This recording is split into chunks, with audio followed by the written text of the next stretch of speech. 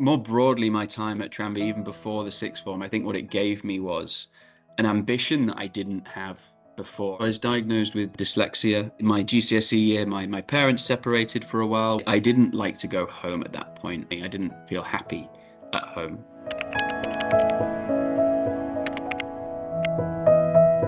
I still remember before sixth form why I wouldn't pick up the phone. I just had such little confidence. The reason why I was seemingly so shy or introverted was being late diagnosed with Asperger's, and then the anxiety that kind of comes with that, and thinking, well, how am I going to function in the world?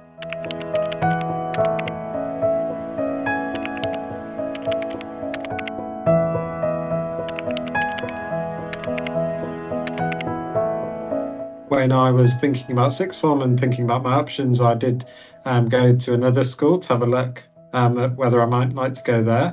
And my A-levels were maths, further maths, chemistry and Spanish. And I remember the teacher at that other school asked me, oh, so I imagine you would drop Spanish after AS level, because that's not, that's the one you get rid of.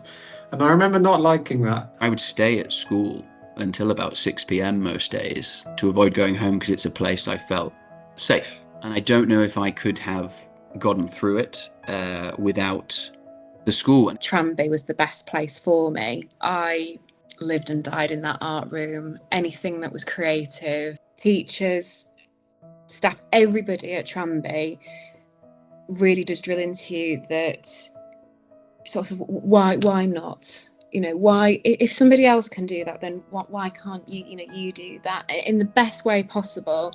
And that it does bring out, I don't know if the tagline still is the best in everybody, but it definitely brought out the best in me. What was amazing from the school is we had the in-house dyslexic teacher. I contacted her from uni, actually. I won an essay competition at medical school, which I don't think I'd have ever been able to do.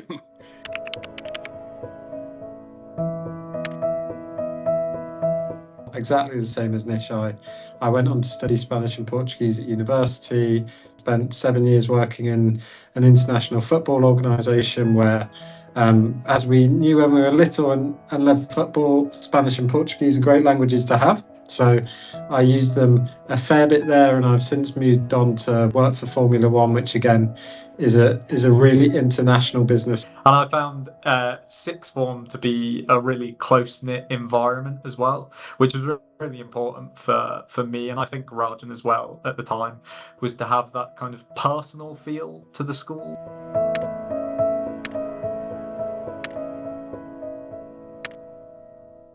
To experience going viral for the Queen's Platinum Jubilee, when you see something that you've created reach all four corners of the globe, was the wildest experience ever. After medical school, of course, I was a doctor for a year and a half before the COVID pandemic hit. As the Nightingale was opening in London and they selected me to go, I'm very proud that is, I had that experience and was able to give back in that way during that period. I'm still in contact with a lot of the great friends I made at Tranby. I made friends for life. Sadly, my father passed away. He had some troubling times financially while I was at school. My parents could not afford for me to be there. It was my teachers said, no, I think Matt should be here. I think he can do a lot for the school. I think he can be a success and have success here. And I think had the school not invested in me in that way, I would not be where I am today. And I know my dad was incredibly proud of me being at that school and the successes I went on to afterwards.